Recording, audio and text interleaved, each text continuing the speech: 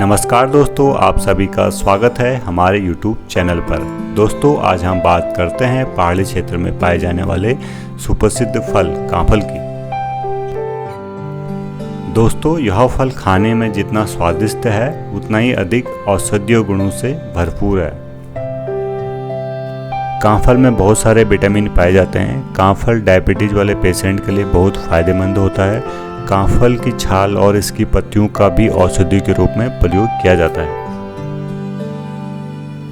इसी फल से जुड़ी काफी पुरानी एक कथा है जो उत्तराखंड में लोकप्रिय है। काफी समय पहले की बात है। एक गांव में एक माँ और उसकी बेटी रहती थी। माँ जैसे तैसे घर का गुजारा करती थी। गर्मी के मौसम में जब पेड़ों पर कांफल आया करते थे तो वह उन कांफलों को तोड़कर बाजार में बेचा करती थी, जिससे उनका गुजारा चलता था। उस समय पहाड़ों पर कांफल रोजगार का साधन हुआ करता था, जो आज भी देखा जा सकता है। एक दिन जब वह जंगल से कांफल तोड़कर लाई तो उसकी बेटी का मन उन कांफलों को खाने को करने लगा।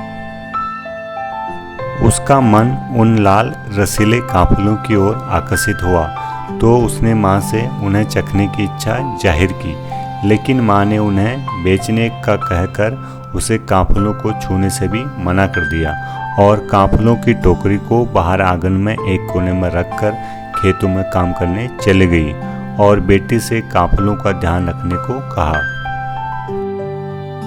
दिन में जब धूप ज़्यादा चढ़ने लगी तो कांफल धूप में सूखकर कम होने लगे, क्योंकि कांफलों में पानी की मात्रा ज़्यादा होती है, जिससे वह धूप में सूख जाते हैं और ठंड में फिर से फूल जाते हैं। माँ जब घर पहुँचती है तो बेटी सोई हुई थी। उसने देखा टोकरी में रखे कांफल कम हो गए हैं और उसे गुस्सा आ गया। उसने बेटी को उठाया और गुस्से में पूछा, कांफल कम कैसे हुए? आपने खाए हैं ना?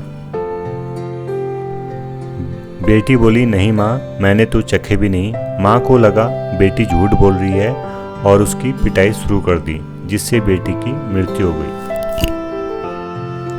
धीरे धीरे जब माँ का गुस्सा शांत हुआ तो उसे अपनी गलती का एहसास हुआ। उसने बेटी को गोद में उठाकर माफ़ी मांगनी चाहिए, उसे खूब सहलाया, सीने से लगाया, लेकिन तब तक बहुत देर हो चुकी थी।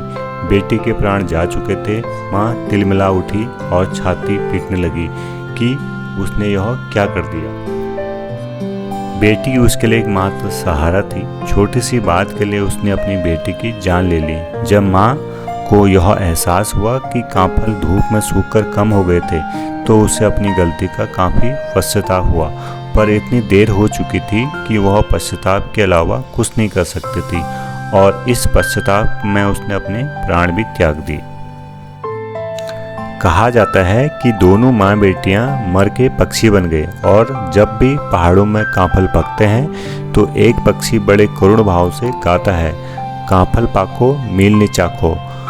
कांफल पके हैं पर मैंने नहीं चखे हैं। और तभी दूसरा पक्षी गाता है, पुर पुतई पुरपुर, पूरे हैं बेटी पूरे हैं।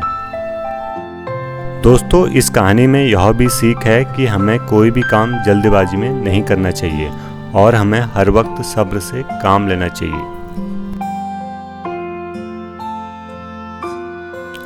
दोस्तों, अगर आपको वीडियो अच्छी लगी हो तो लाइक और सब्सक्राइब करना ना भूलें।